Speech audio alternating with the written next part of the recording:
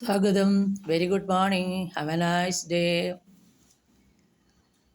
ഇന്നലെ നമ്മൾ 2 എന്നുള്ള ഡേറ്റ് ഓഫ് ബർത്ത് വെച്ചിട്ടുള്ള കാർഡ് ദ ഹൈ പ്രീസ്റ്റസ് നോക്കി.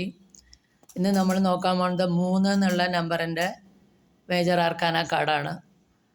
ഡേറ്റ് ഓഫ് ബർത്ത് ഡേറ്റും മാസവും ഇയറും കൂടി കൂട്ടുമ്പോൾ 3 എന്നുള്ള നമ്പർ, അതായത് ഇപ്പോൾ 21 വരാണെങ്കിൽ 2+1 3 വരും. അങ്ങനെ 3 എന്നുള്ള നമ്പർ വരുന്ന ആൾക്കാർക്ക് റെസനേറ്റ് ചെയ്ത മേജർ ആർക്കാന കാർഡാണ് ദ എംപറസ് എന്നുള്ള കാർഡ്.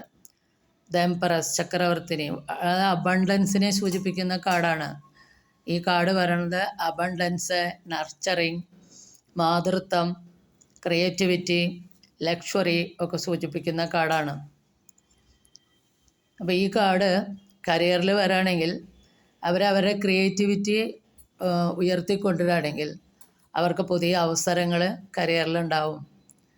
ഇനി ലൈഫിലാണെങ്കിൽ വിവാഹം കഴിക്കാൻ പോകുന്ന ആൾക്കാരാണെങ്കിൽ അവർക്ക് കെയറിങ് ആയിട്ടുള്ളതും സപ്പോർട്ടീവ് ആയിട്ടുള്ള ലവിങ് ആയിട്ടുള്ള പാർട്ട്ണറെ കിട്ടും. ഇവർ വളരെ കാമായിരിക്കും.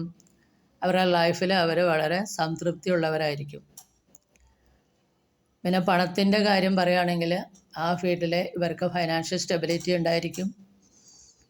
ഹെൽത്ത് വൈസ് ഇവർക്ക് നേച്ചുറോപ്പതി, പ്രകൃതി ചികിത്സയായിരിക്കും നന്നായിരിക്കുക. കാരണം ഇവർ പ്രകൃതിയായിട്ട് കണക്ട് ചെയ്തിട്ട് മുന്നോട്ട് പോകണമെന്നാണ് പറയുന്നത്. കൃഷി, ഗാർഡനിങ് അതൊക്കെ ഇവർക്ക് വളരെ നന്നായിരിക്കും. പിന്നെ വിവാഹം കഴിഞ്ഞവരാണെങ്കിൽ ഇത് പ്രഗ്നൻസിയുടെ കാർഡും കൂടിയാണ്. കാരണം മാതൃത്വമാണല്ലോ. വിവാഹം കഴിഞ്ഞവർക്കാണെങ്കിൽ സപ്പോർട്ടീവായിട്ടുള്ള പാർട്ട്ണറാവും, ഫൈനാൻഷ്യലി സ്റ്റെബിലിറ്റി ഉണ്ടാവും, ആർട്ടിസ്റ്റിക് ആയിട്ടുള്ള കഴിവുള്ള ആൾക്കാരായിരിക്കും, ക്രിയേറ്റിവിറ്റി ഉള്ളവരാണ്.